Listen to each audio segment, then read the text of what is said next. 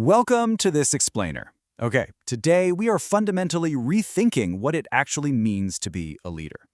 So often we get totally bogged down viewing leadership as just this checklist, administrative tasks, operational metrics, strategic planning. But at its core, leadership is a deeply human, deeply interpersonal experience. You really can't lead an organization effectively without first understanding the human being doing the leading. And that means understanding you. Okay, let's dive into this. Here's our map for today. First, the leader as a person. Then, the Johari Window model. Third, exploring the 4 pains. Fourth, expanding your open area. And finally, connecting with the organization. Section 1. The leader as a person. This is all about foundational leadership. To really ground this in reality, we're actually drawing directly from the foundation course of the School Heads Development Program. Now, this was created by the National Educators Academy of the Philippines, or NEP for short. The Philippine Department of Education actually uses this specific module to train their school heads. And why? Because they deeply recognize that before you can even think about managing a school's incredibly complex operations, you have to focus on the person inside the organization first. So the core objectives for this training are incredibly clear, and honestly, they're all deeply connected. First up, leaders absolutely must understand their inner self. But of course, it doesn't just stop in isolation. The second objective is to realize the vital importance of knowing yourself in relation to others. And finally, emphasizing the relationship of the leader as a person to the broader organization, because true leadership, it requires connecting your own personal self-awareness directly to the dynamics of the group that you're actually leading. Moving on to Section 2, the Johari Window model, our psychological framework. Now, I love this little piece of history. It's actually a pretty surprising fact about the origins of this model. It was devised all the way back in 1955 by 2 American psychologists, Joseph Luft and Harrington Ingham. They were out at UCLA, actively researching group dynamics. And if you've ever found yourself wondering where on earth the rather unusual name Johari comes from, well, it's actually just a clever little mashup of their first names, Joe and Harrington. Johari. Pretty neat, right? So what exactly is it? The Johari window is formally defined as a disclosure and feedback model of self-awareness, though, some researchers just call it an information processing tool.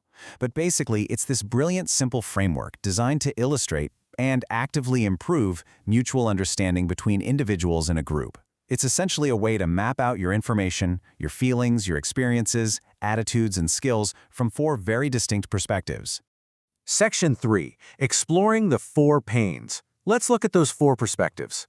We use this great visual metaphor of a literal window with 4 panes organized into a super simple 2x2 grid. Just imagine for a second that this entire window represents you, the leader, how you process your own self-image, and how information constantly flows back and forth between you and your team. It all happens right here within these 4 critical quadrants. Let's actually slow down a bit here because really understanding these 4 distinct selves is absolutely vital.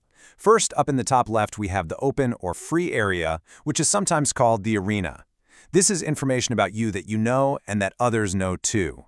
Think of your public behavior, your known skills, the attitudes you openly share. They all live right here in the arena.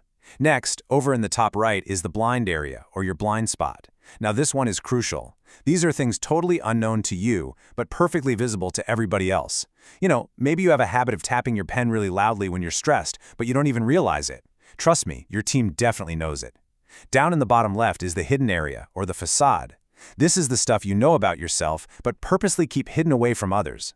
Private fears, maybe a hidden talent, or even secret agendas. They all hide out in this space. And finally, the bottom right is the unknown area.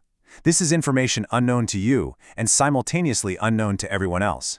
Things like completely undiscovered potential or deeply buried motivations reside in this final, mysterious pain. I want you to just take a second and really reflect on your own interpersonal dynamics. Think about your own window right now. How large is your blind spot? Are there things your team clearly sees about your leadership style that you are completely blissfully oblivious to?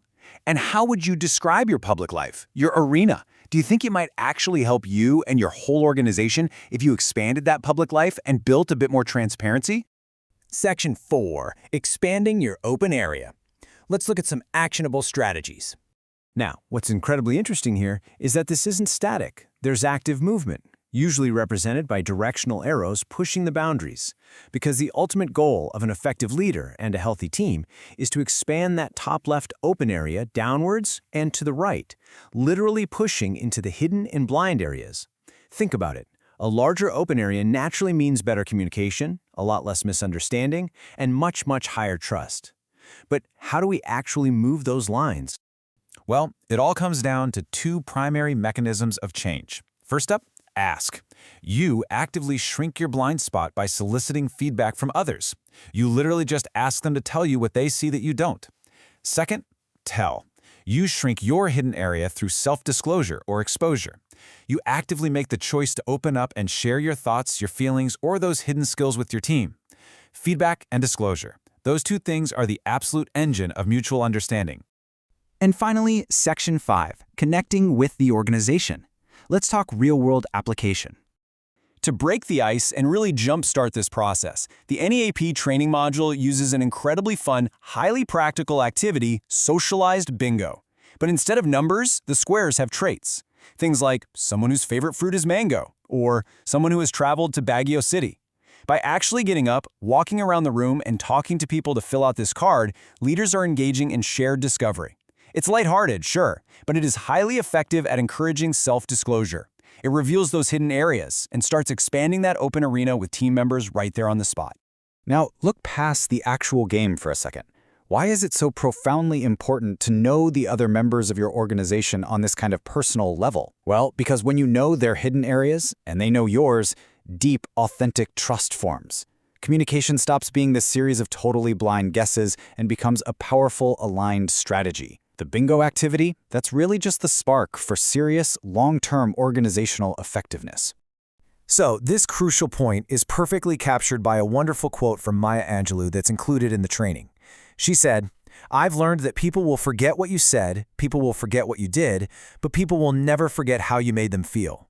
You know, we can sit here and talk about management theories and operational goals all day long, but as a leader, your ultimate impact is emotional. It's relational.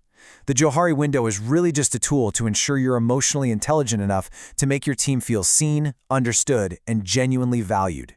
I want to leave you with this final, slightly provocative thought to take with you on your ongoing leadership journey. As you constantly ask for feedback, and as you share more and more of yourself, you inevitably push into that fourth pane, the completely unknown area. So how will getting to know those entirely undiscovered parts of yourself help you grow? Not just as a leader, but as a person within your organization. Keep seeking feedback, keep sharing, and keep expanding your window. Thank you so much for learning with me today.